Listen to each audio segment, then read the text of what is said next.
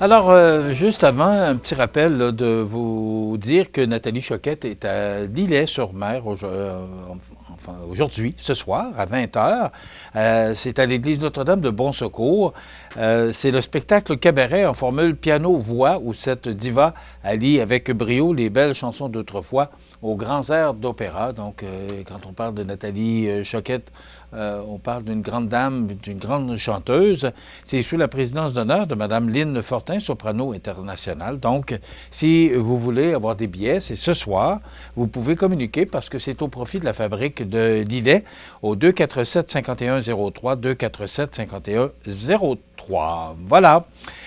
Maintenant, dans l'actualité, fermeture de l'usine d'Amabois à Saint-Jean-Port-Joli. C'est le caribou qui sera au cœur de cette tourmente. Ce qu'on apprend, c'est que l'entreprise d'Amabois annonce la fermeture pour une période indéterminée de son usine de Saint-Jean-Port-Joli, spécialisée dans le séchage et le rabotage de bois d'œuvre, le bois d'œuvre brut.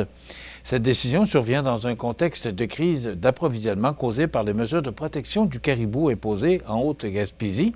Après la fermeture de l'usine Bois Chic Choc à Capcha, c'est maintenant 11 travailleurs de Saint-Jean-Port-Joli qui se retrouvent mis à pied. Informés au cours des derniers jours, les employés touchés pourront toutefois bénéficier de mesures d'accompagnement offertes par Damabois. Le président Martin Lavoie déplore vivement cette situation. Il nous mentionne, et je cite, « Les activités de Damabois sont entièrement intégrées de la forêt aux produits finis. Or, les restrictions d'accès au territoire forestier imposées depuis 2019 et aggravées par le projet pilote sur le caribou montagnard déposé en avril 2024 menacent l'ensemble de notre réseau explique-t-il. Donc, en effet, depuis mai 2023, 90 % du territoire d'approvisionnement traditionnel de Damabois est inaccessible. 90 %, c'est quand même très important. Ça rend la récolte de bois pratiquement impossible. Donc, l'entreprise qui exploite 11 usines, dont 9 au Québec, une au Nouveau-Brunswick et une dans le nord-est des États-Unis, emploie près de 250 personnes. Alors, Damabois qui presse la ministre Blanchette Vézina et le premier ministre Legault d'intervenir rapidement. Malgré tous les efforts pour maintenir ces opérations ailleurs dans le réseau, Damabois crée un effet domino si rien n'est fait rapidement. Alors, les usines d'Amabois se spécialisent en sciage, assemblage, transformation de sous-produits comme les copeaux et la sciure, toutes pouvant compter sur une main-d'œuvre hautement qualifiée et un équipement de fine pointe de la technologie. Hier, il y avait conférence de presse pour annoncer la finalisation du carrefour de la gare par l'aménagement d'un tout nouvel espace de co-travail. Les gens d'affaires ont maintenant accès à de belles possibilités au cœur du centre-ville. C'est Dominique Giguère, qui est propriétaire de Ginov, qui a réalisé ce projet-là. Donc, moi, je trouve ça beau. Et aussi, tranquillement, ça va revitaliser notre centre-ville par des investisseurs comme Dominique. Bravo, Dominique Giguère, pour cette belle initiative. Non, ne passons pas le reportage parce qu'on a beaucoup d'actualités, M. Carbonneau. Aventis Coopérative qui vient de franchir une nouvelle étape prestigieuse dans son parcours entrepreneurial en étant de nouveau nommé par les sociétés les mieux gérées au Canada 2025. Donc, les entreprises qui ont un chiffre d'affaires de 50 millions de dollars et plus peuvent être évaluées selon leur performance en matière de stratégie, de culture d'entreprise, d'innovation, de gouvernance et de résultats financiers. Donc, les lauréates sont sélectionnés par un jury indépendant composé d'experts du secteur et de partenaires du programme. Alors, Aventis Coopérative réalise un chiffre d'affaires de 668 millions de dollars, compte sur la force de plus de 15 600 membres producteurs agricoles, entrepreneurs et consommateurs, ainsi que sur le savoir-faire de 1200 employés. C'est quand même gros, c'est rendu gros, Aventis Coopérative. Ils sont présents dans les régions de Chaudière-Appalaches, la capitale nationale, Mauricie, Laurentides, Estrie, Bas-Saint-Laurent, Côte-Nord et Nouveau-Brunswick. Bravo, félicitations à vous, les gestionnaires de Aventis Coopérative. Jusqu'à demain, le comité de transition scolaire de Montmagny-Lilley tient sa 5e édition de la semaine de la première transition scolaire. Alors, c'est une initiative qui vise à accompagner les enfants de 4 et 5 ans dans leur passage des services de garde éducatifs vers l'école, tout en outillant les parents pour les soutenir dans cette étape importante. Bravo à cette belle initiative. Ça se termine demain. Je les trouve chanceux.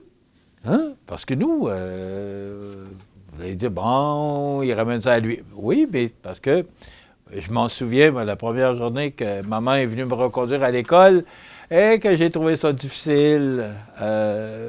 Mais c'est un passage obligé, c'était un passage. Mais dans le temps, il n'y avait pas de garderie. Puis dans le temps, on rentrait à l'école. Le vaccin, je ne sais pas si vous vous souvenez, il y en a plusieurs là, qui vont se souvenir du vaccin sur le bras gauche. Et après ça, ben, on rentrait à l'école, puis maman s'en allait, puis on partait avec l'enseignante, et puis on allait à l'école, puis c'était comme ça. Alors qu'aujourd'hui, ben, on prépare les enfants. Les enfants sont en garderie aussi.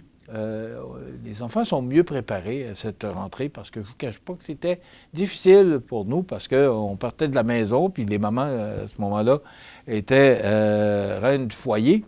Alors, la maman était à la maison et là, du jour au lendemain, bien, on rentrait à l'école, puis on avait l'institutrice. Les temps ont bien changé, puis peut-être que c'est beaucoup mieux aussi de préparer les enfants. Alors, bravo pour cette belle initiative du Centre de services scolaires, également là, des CPE, là, attendez un petit peu, les CPE, le Centre de services scolaires, les services de garde éducatifs et des nombreux partenaires communautaires qui assurent une continuité bienveillante. Bravo pour cette belle initiative. Maintenant, dans l'actualité provinciale, nationale et internationale, ben, depuis hier, lorsque vous allez au restaurant, peu importe où vous allez qu'il y a un pourboire, ben maintenant, le pourboire sera avant taxe. Bien sûr, et hier, j'écoutais des témoignages là, dans des reportages diffusés sur les réseaux nationaux. J'entendais des gens qui disaient, des gens qui travaillent avec les pourboires, que c'est un revenu qui est quand même, qui va diminuer, oui, et je comprends.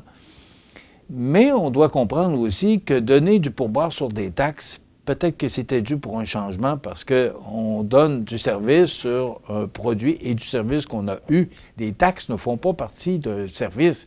C'est le gouvernement qui nous charge des taxes.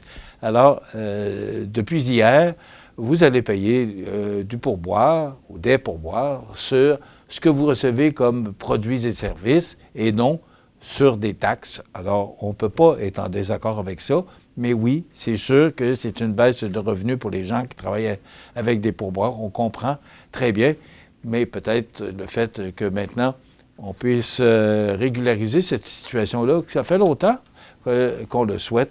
Ben voilà, c'est une nouvelle loi là, qui va encadrer les pourboires et l'étiquetage en épicerie, parce que ça aussi, il va y avoir là, des changements au niveau de l'étiquetage en épicerie.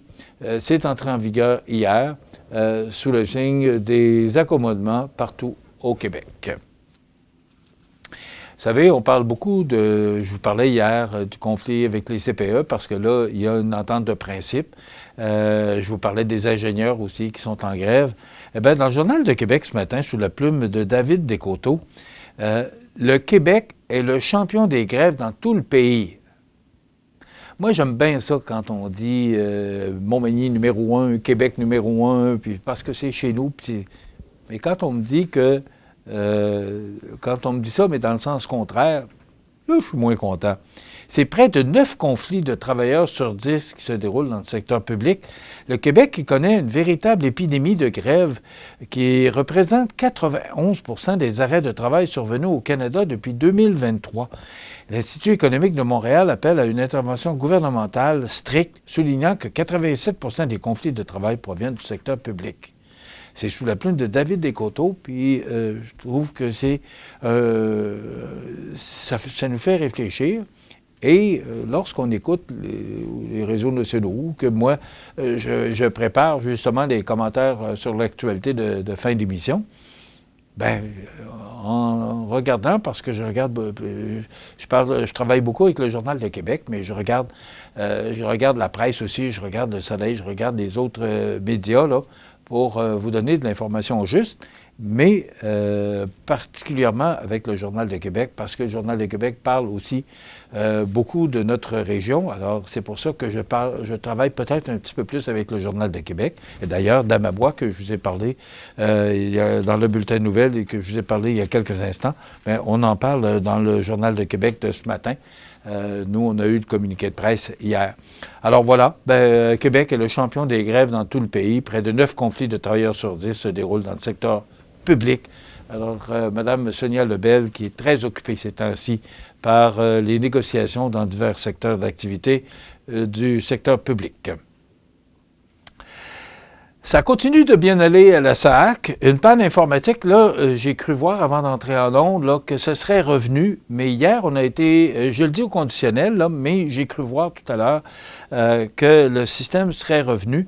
Mais hier, on aurait été obligé de fermer les bureaux parce qu'il n'y avait pas de système. C'est une panne informatique majeure qui a paralysé le travail des agents et des contrôleurs routiers. Parce que là, il ne faut pas juste penser les bureaux de la SAAC, mais il faut penser aux policiers et aux contrôleurs routiers qui ont besoin de référer au système informatique de la SAAC pour avoir de l'information sur les conducteurs qu'ils doivent intercepter. Alors, c'est un air de déjà-vu pour les citoyens, une panne informatique majeure qui paralyse les services ou qui a paralysé les services à la Société de l'assurance automobile du Québec, qui a été forcée de fermer ses succursales. Même les policiers et les contrôleurs routiers ne pouvaient avoir accès aux informations sur les permis de conduire et sur les plaques d'immatriculation.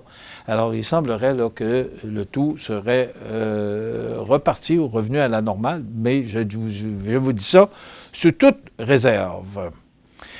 Bien, il va y avoir de l'argent pour réparer l'hôpital Maisonneuve-Rosemont, pardon. On a réussi à trouver l'argent. Et le ministre Dubé qui dit que il ne reviendra pas, il ne se représentera pas en politique et qui va assumer ses fonctions jusqu'à la fin, dit que c'est un gros bateau à tourner.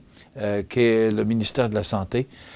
Et c'est un autre dossier qu'il a dû régler à travers tous ceux déjà. Il est déjà en commission parlementaire. Il ne chôme pas, M. Dubé. Alors, on va réparer l'hôpital Maisonneuve-Rosemont. On va la réparer. Rapidement, pas de pape élu à l'issue du premier jour de vote. Et j'ai vérifié ce matin, parce qu'il y a 6 heures, il est 6 heures, il est 15 heures 8 minutes à l'heure de Rome. Et avant d'entrer en onde, j'ai vérifié et on n'avait pas vu de fumée blanche. Et hier, on a vu que la fumée noire sortait de cette petite cheminée installée sur la chapelle Sixtine. Alors, c'est plus de 133 personnes, 133 cardinaux qui votent pour choisir le successeur du pape François. Demain, chronique prévention promutuelle, et on reçoit Régent Lemieux, associé chez Mallette, qui viendra nous donner le nom des gagnants du concours La Relève Mallette. C'est ce qu'on vous réserve pour demain. Dans quelques instants, les avis de décès. Passez une bonne journée. À demain.